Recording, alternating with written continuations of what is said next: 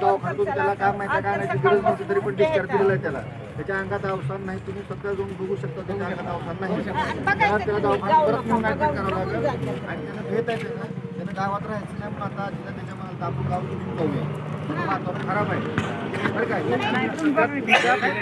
त्या पद्धतीनं 2 पोलीस कर्मचारी इथं सदैव राहावं. दुसरी एक अजून विनंती आहे तुमच्या मार्फत, आता सध्या आम्ही सोबत आलो, आमच्या ह्यांच्या मनातलं थोडं धैर्य वाढवा, आम्हाला मंदिरामध्ये प्रवेश तुमच्या समक्ष द्या. गावातले असे लोक चौकात बसून आता कुणाची नावं सांगावं